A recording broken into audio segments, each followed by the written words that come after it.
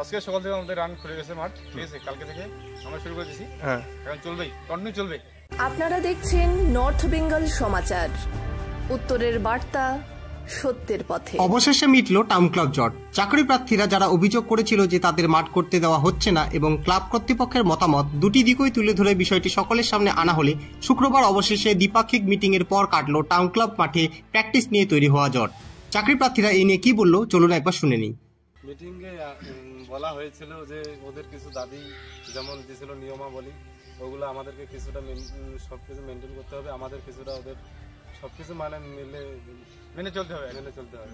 মানে দ্বিপাক্ষিক একটা আলোচনার মাধ্যমে মানে সুষ্ঠুভাবে আর কি বৈঠকটা সম্পন্ন হয়েছে, তাই তো? আচ্ছা, তোমরা তাহলে আজকে থেকে কি তোমাদের জন্য খুলে গেছে মাঠ?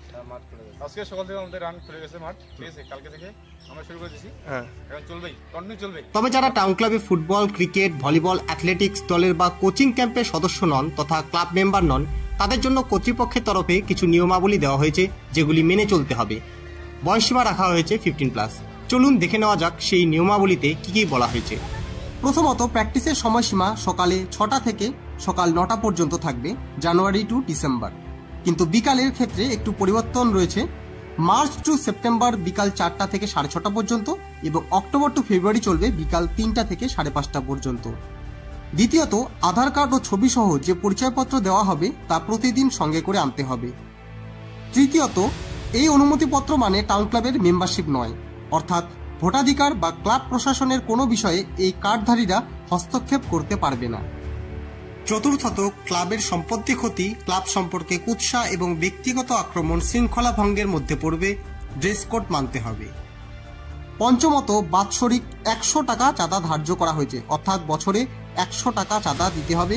কেউ যদি এই টাকা দিতে অপারগ হয় অর্থাৎ না পারে, তাহলে ক্লাব সম্পাদক বা ক্লাব সভাপতির কাছে আবেদন করতে হবে। ষষ্ঠত, ক্লাবের নীতি নির্ধারণে এদের কোনো ভূমিকা থাকবে না। পশ্চিমবঙ্গ সরকারের সোসাইটি রুল অনুসারে ক্লাবের সদস্যরাই শুধুমাত্র নীতি নির্ধারণ করতে পারবে। সপ্তমত, টাউন ক্লাবের অনুষ্ঠান, কোনো সংস্থায় মাঠ ভাড়া দেওয়ার দিন বা বিভিন্ন স্কুলের বার্ষিক ক্রীড়া প্রতিযোগিতার দিনগুলিতে কোনোভাবেই অনুশীলন করা যাবে না। অষ্টমত, প্রতি সোমবার সাপ্তাহিক বন্ধ থাকবে।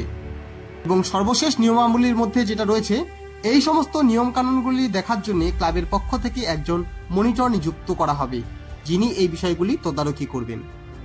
গতকাল তো ওই চাকরি প্রার্থীদের সঙ্গে মানে যারা প্র্যাকটিস করতে আসা ওদের সঙ্গে তো বৈঠক হলো, তো বৈঠকে কি ঠিক হলো এবং ওরা কি তাহলে প্র্যাকটিস করতে আসছে আজকে থেকে? হ্যাঁ, এটা তো কোনো বিষয় ছিল না, এটা একটা ভুল বুঝাবুঝি সৃষ্টি হয়েছিল। আমরা কোনো সময় বলিনি যে আমরা আমাদের মাঠে কাউকে প্র্যাকটিস করতে দেব না। কিছু নিয়মকানুন মানতে হয়, আমরা আগেই বলেছি। আমরা গতকাল আমাদের সঙ্গে আমাদের প্রেসিডেন্ট ছিল, সেক্রেটারি ছিলেন এবং 7 নং ওয়ার্ডের কাউন্সিলর ছিলেন এবং অন্য কার্যকরী কমিটির সদস্যরা ছিলেন। ওদের 5 জন প্রতিনিধির সাথে আমরা বসেছিলাম এবং এটা ওরা আমাদের নিজেদেরই ছেলে, সব এই মাঠের ছোটো থেকে ওরা প্র্যাকটিস করে। আমি ওদেরকে ব্যক্তিগতভাবে পাই, একদম ছোট নার্সারি থেকে কাউকে চিনি, কিন্তু সেগুলো কোনো ইস্যু নয়। একটা ভুল বুঝাবুঝি হয়েছিল, মিটে গেছে। ওরা সকালেই প্র্যাকটিস করেছে এবং আজকে আমরা অফিসিয়ালি এই যে আপনারা দেখছেন আমাদের ক্রিকেট প্র্যাকটিস হচ্ছে। আমরা এতদিন বন্ধ রেখেছিলাম এই সেশনে, ভেতরে আজকে আমরা ওপেন করে দিলাম। ওই দিন ফুটবল হচ্ছে, ওরাও আজকে সকালে অনুশীলন করে গেছে এবং ওরা খুব ভালোভাবে ব্যাপারটা নিয়েছে, স্পোর্টিংলি নিয়েছে।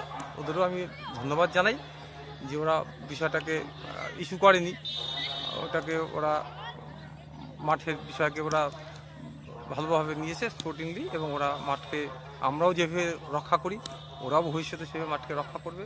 মাঠের ভালো মন্দ সবাই মিলে দেখে এমন একটা আমরা করবো যাতে আমাদের হলদিবাড়ির খেলাধুলা এগিয়ে যায়। ওদেরও যদি এই সব জায়গায় বিষয় থেকে চাকরি বাকরি হয় আমরা খুশি হব সবচেয়ে বেশি। আপনারা দেখছেন নর্থ বেঙ্গল সমাচার, উত্তরের বার্তা, সত্যের পথে।